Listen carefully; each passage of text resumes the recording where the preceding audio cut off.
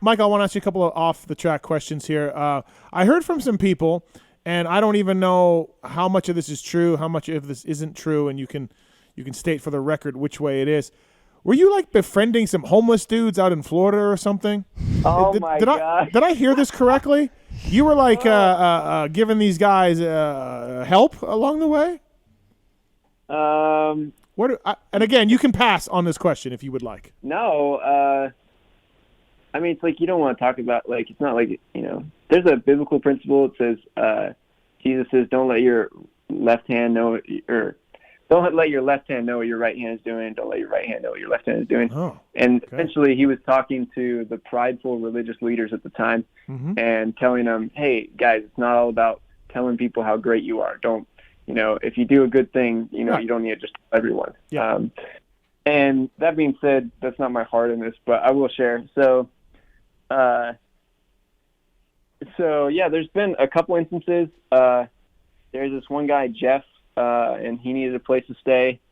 And he was a 40-year-old psychologist from Canada, and he stayed at my house for a little bit. That was actually a crazy season. I had him staying there, 40-year-old, like, could be my dad. And then me, I was a 19-year-old, pro supercross athlete. Yeah. And then I had a 17-year-old kid. I didn't know he was 17 when he moved in. I thought he was older, but he was 17.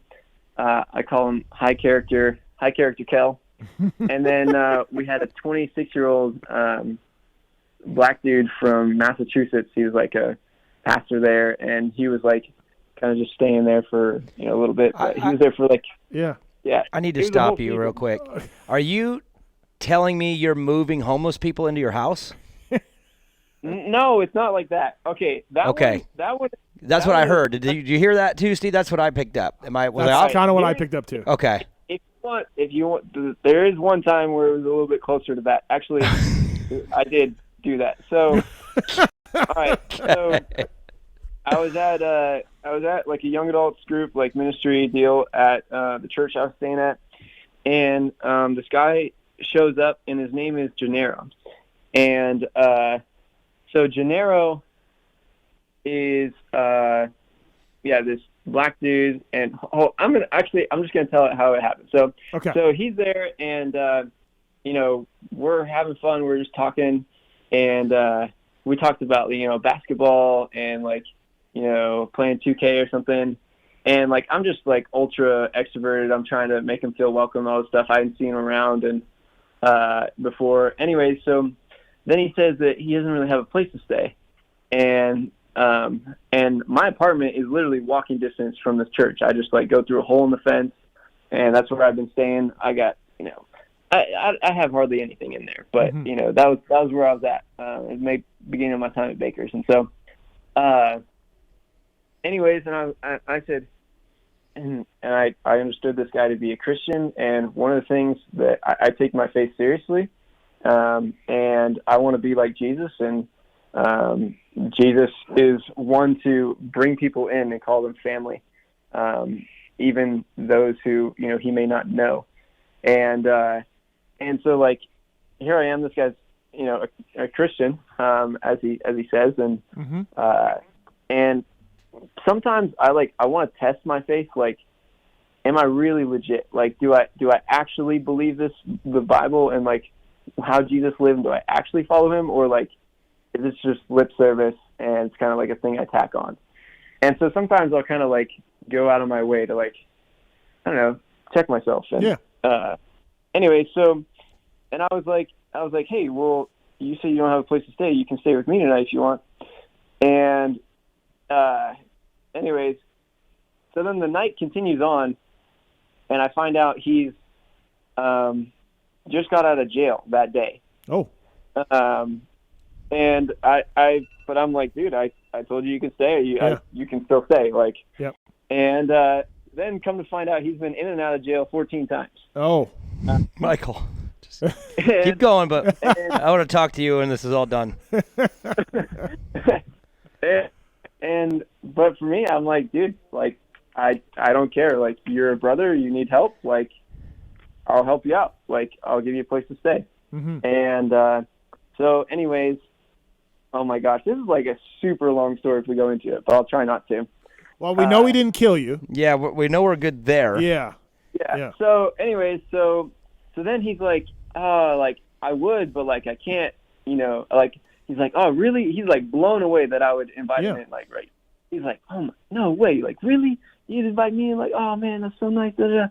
And then, but after, the young adults group ends, I'm like, all right, like, you're welcome to come with me. Like, I'm just this way. And he's like, oh, but like, I was going to go to the movies with like, this girl and this other girl. And I was like, nice. I can't go to the movies, man. I got to like get up and train tomorrow. Like, I can't, I don't know what you're talking about. And I said, like, either you come with me now or like the offer's off the table. Mm-hmm. So anyways, so he didn't come with me. So that was like, I was like, all right, this is kind of insane. Like, this dude just got offered a place to stay. Yeah. And he's going to go choose to be homeless. Like, anyway, so it's like, yeah, this is 2 chicks though, dude. 2 chicks in the movies, so. Or going back to Michael's apartment with him. I mean. Yeah. I mean, anyway, he's already fresh out of jail. Anyway, so then, but he got my number, and I don't know what phone he has, but the next day he called me, or, the next day or like 2 days later, he called me, and I answered, and anyways, he like kind of was like, yeah, I didn't fully understand everything he said, but anyways, he told me to come pick him up. So anyways, I went and picked him up. I don't know why. I had nothing going on, so I went and picked him up. And I pick him up, and he's like, he's under the influence. No boy. Oh boy. And I'm like, I don't know what I'm doing here, but it's like, what do I just drop him off somewhere? It's like, yeah. Anyway, so this you guys are thinking I'm crazy. So anyways, then we like drove around for a little bit, and then after a little bit, it was like, all right, well, I'll just bring him home. Mm-hmm. And I didn't think I was gonna I didn't know what I was gonna do really.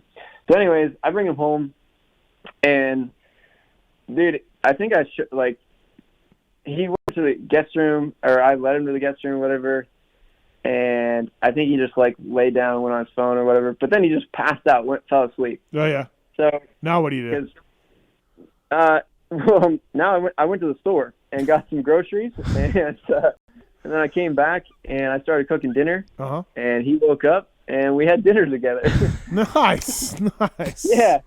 And then so at dinner, I set the ground rules. I said, all right, no drinking, no drugs. You got to do Bible study with me every morning. You have to leave the house when I do in the morning. You can't have friends over unless I know. You have to be back and in the door by 9. Gave him a curfew. Wow. So the rent's free, but there's some rules. There's some rules. I like it. Keep going. This is getting better. Yeah, so unless he's with me, if he's out with me and we're doing something that's past 9:30, of course he can come, right? Yeah. And so, I mean, you got to teach him like responsibility. He's never had any sort of structure. Mm-hmm. And how old is he at this time? Probably like, I don't know, 23 or something. And you're what? 19. And you're 19. 19? Mm-hmm. Okay. Yeah. And dude, when he was sober, he was like so cool, so thankful, so helpful, did all my dishes for me. Like, yep. So thankful, we're praying together at the table, all this stuff, right? So then the next morning, I wake up 6, he gets up, we do Bible study together. He's so encouraged. We make breakfast together. I'm stoked. I'm like sick, man. This guy, like, I've given him an opportunity to get his feet under him. So then the next day, I dropped him off at, this park or something because that's where we want to be dropped off. And I went on to the track. And anyways, that day he broke literally every rule we had. Oh, no. Oh, damn. Yeah. I thought the story was going to end well.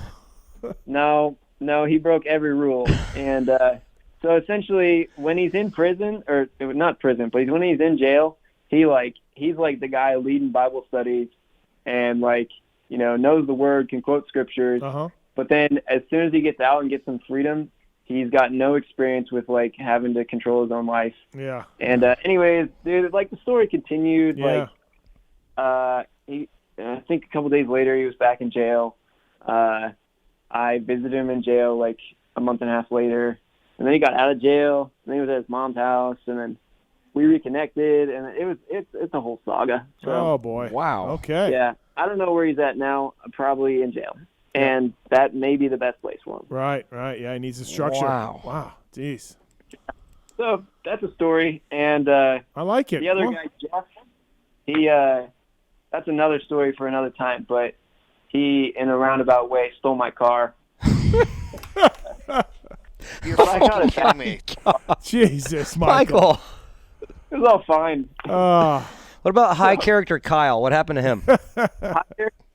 High character Kel. He lived Kel. there for 5 Sorry. And he was awesome. He then moved back to his home in Louisville. I don't know where he was. Anyways, Illinois or something. Anyways, he moved back home, and then he actually moved back to California where he initially grew up. And he has since found a girl, got married, and he's doing awesome. So. Okay. I guess Kel's legit. And then Kevin, he was my 26-year-old pastor friend. We call him Fire from Heaven Kevin because he grew up in a more Pentecostal tradition. Mm-hmm. And anyways, he's also doing well. He's finishing up college, and he's just awesome. So wow, there we go. That is wild. Yeah, that's great dude. stuff. And this is I have so many ridiculous stories. Stole your car, though. Man, Michael Mosiman on the show, brought to you by the folks at CTI. Please check them out, store.oster.com. CTI knee braces, some of the best stuff out there for sure.